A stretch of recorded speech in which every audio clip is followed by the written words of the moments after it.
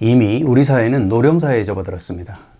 이러한 사회환경 변화에 대처하기 위해서는 보건복지 정책 등에 대한 새로운 생각과 패러다임의 변화가 필요합니다. 대선 과정에서 기초연금에 대한 공약들이 많았고, 또 윤석열 대통령 당선자는 10만 원 인상과 감액제도의 개선을 약속했습니다.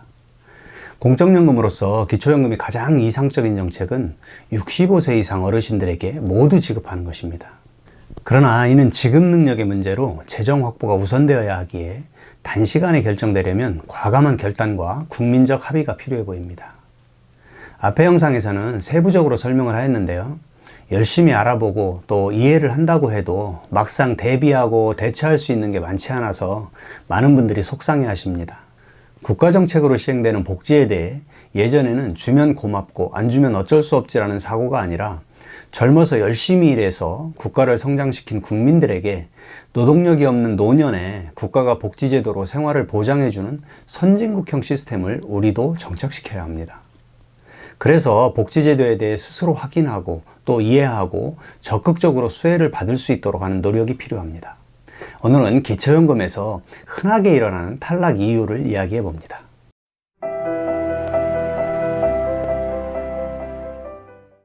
여러분 안녕하십니까? RBGTV 이리암입니다. 기초연금은 65세 이상 어르신들 중에서 소득 인정액 하의 70%에게 지급이 됩니다. 금액이 새 정부에서 10만 원을 인상하기로 하였기 때문에 생활에 큰 도움이 될 수 있는 중요한 공적연금입니다. 때문에 탈락 이유들에 대해서 미리 챙기고 받을 수 있었던 기초연금을 못 받거나 깎여서 속상한 일이 없도록 해야 합니다. 이전 영상을 통해 기초연금의 자격심사와 감액 기준을 상세하게 설명드렸습니다. 기초연금에 대해서 잘 모르시는 분들은 이전 영상을 참고하시면 많은 도움이 되실 거라 생각합니다.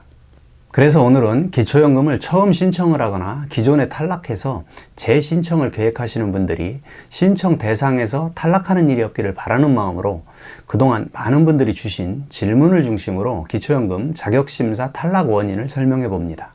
65세가 되어 기초연금 수급 대상이 되었는데 탈락하는 이유는 소득 인정액 때문입니다. 깎이는 이유도 주로 소득 인정액 때문입니다. 논란이 많은 국민연금 연계감액은 법 규정에 의해 받고 있는 국민연금이 기초연금의 1.5배를 초과하면 감액이 시작되어 기초연금의 50%인 15만 3,750원까지 깎을 수 있도록 법에 명시되어 있습니다.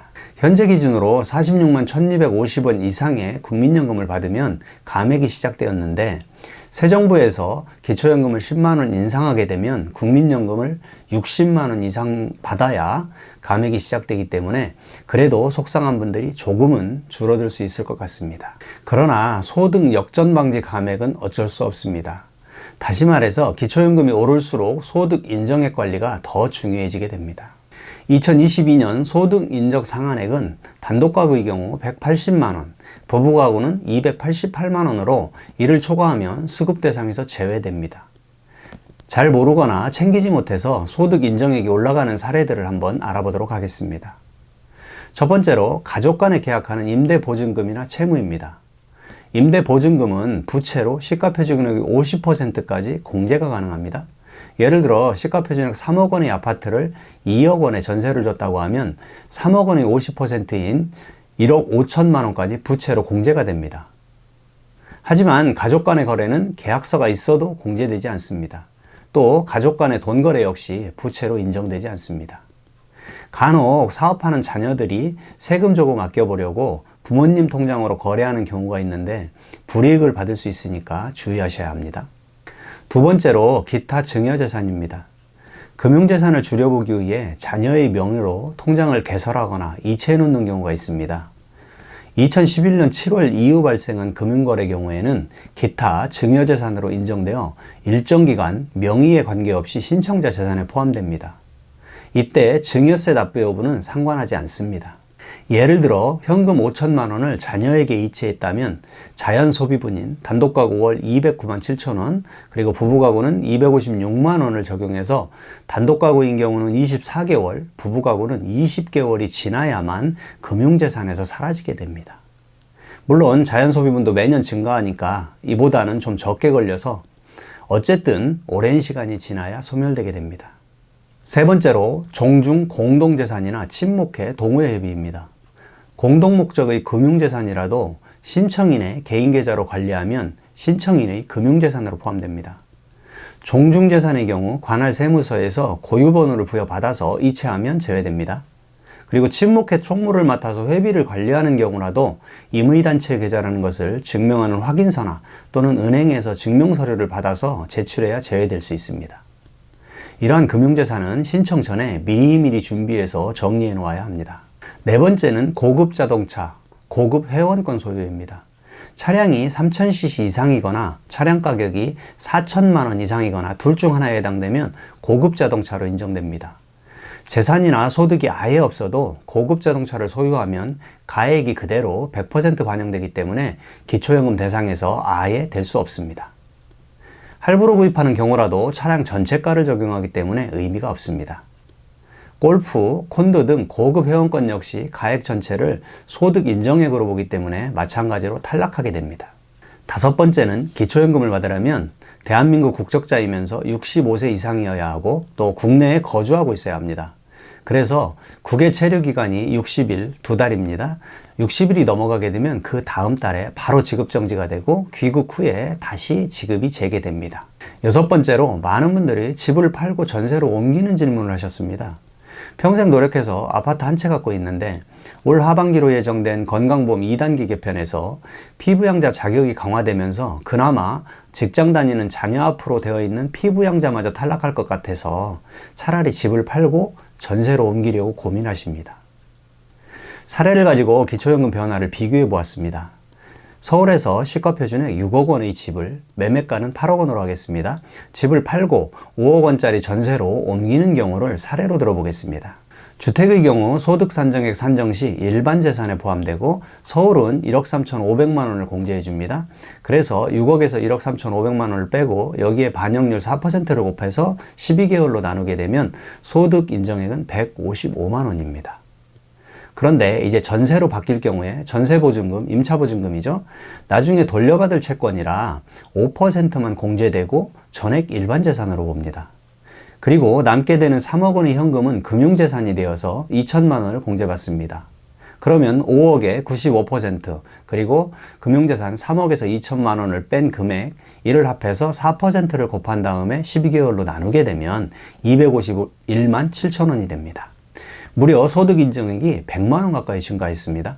그래서 국민연금이나 다른 소득, 재산이 조금만 있어도 부부가구라도 조금이라도 받을 수 있었던 기초연금은 아예 못 받을 수 있게 됩니다. 결과적으로 집을 팔고 전세로 바꾸면 기초연금 대상에서 탈락하거나 깎여받는 당황스러운 상황이 발생할 수 있기 때문에 신중하셔야 됩니다. 이럴 경우에는 주택연금을 고려하시는 것도 방법이 될 수 있습니다. 이제는 100세 시대를 맞아 자식에게 재산을 물려주는 것이 당연시되던 정서에서 자신의 노후를 스스로 설계해야 할 사회 구조로 변화해 가고 있습니다. 주택가격 상승으로 상속, 증여세도 큰 부담이 되기 때문에 주택연금을 한번 고려해 보시는 것도 좋은 방법이라고 생각합니다. 일곱 번째로 무료 임차소득입니다. 자, 사례의 내용입니다. 나는 가진 재산도 없고 소득도 없이 자식 집에 얹혀 사는데 기초연금을 신청했더니 깎여서 나온다고 합니다. 내용을 확인해 보았습니다.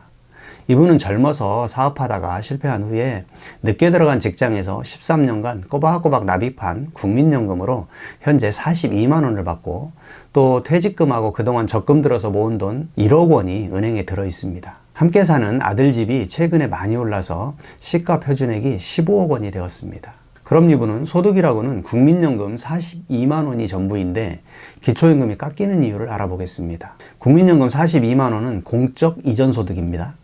그리고 은행에 있는 1억 원 중에서 2천만 원을 공제한 8천만 원은 금융재산입니다. 계산해보면 이분은 42만 원 더하기 1억에서 2천만 원을 뺀 금액에 4%를 곱해서 12개월로 나누면 68만 6,700원이 소득 산정액이 되어야 됩니다. 그런데 문제가 있습니다. 함께 산 아들집이 6억 원이 넘어서 무료 임차소득이 발생을 하게 됩니다. 여기서 무료 임차소득이라 하면 주민등록상 주소지 주택이 자녀 명의이고 6억 원 이상이면 자녀와 같이 살게 되니까 주거비 지출이 없는 것으로 보아서 주택가격의 0.78%를 연간 소득으로 산정하는 제도입니다. 15억 원이면 15억 곱하기 0.78을 한 다음에 12개월로 나누게 되면 97만 5천 원이 반영됩니다. 그래서 이분의 소득 산정액은 앞에서 나온 68만 6,700원에 97만 5천원을 합산해서 총 166만 1,700원이 되게 됩니다. 그럼 단독가구 180만 원이 소득 상한액이니까 기초연금 수급 대상이 됩니다. 하지만 국민연금은 42만 원이라 연계 감액이 없는데 소득 역전 방지 감액 대상에 해당됩니다. 즉 소득 인정액 166만 1,700원에 기초연금 30만 7,500원을 합하면 196만 9,200원이 되어서 소득 상한액 180만 원을 19만 9,200원을 초과하기 때문에 이를 감액하고 실제 받을 금액은 월 13만 8,300원이 됩니다. 여덟 번째로 신청을 하지 않는 경우입니다. 기초연금은 나이가 되면 자동으로 받게 되는 것이 아니라 반드시 신청을 해야 받을 수 있습니다. 65세 생일이 있는 달의 전달 1일부터 신청이 가능합니다. 신청 시기를 놓쳐서 늦게 신청하더라도 소급 적용이 되지 않기 때문에 제때 신청해야 합니다. 또 직장 생활을 유지하면서 소득 인정액 때문에 탈락하였다가 직장을 그만두거나 소득이나 재산이 변경된 경우 바로 재신청을 하여 손해를 보지 않도록 해야 합니다. 여기서 한 가지 팁을 드리면 기초연금 소득 및 재산조사는 상반기와 하반기 각각 한 번씩 해서 1년에 총 2번을 합니다. 그래서 소득이나 재산이 증가하면 바로 신고하지 말고 그냥 기다리시고 반대로 직장을 퇴직하거나 소득이 감소하거나 또는 재산이 감소하게 되면 바로 재신청을 하는 것이 유리합니다. 기초연금은 납부 없이 지급되는 공적연금으로 조건만 충족하면 받을 수 있습니다. 자격심사에서 탈락하거나 감액된 경우라도 세부 내역서를 요청해서 확인하고 대처하시는 것이 좋습니다. 그래서 힘들지만 이렇게 약간의 공부가 필요합니다. 시청해 주셔서 감사합니다.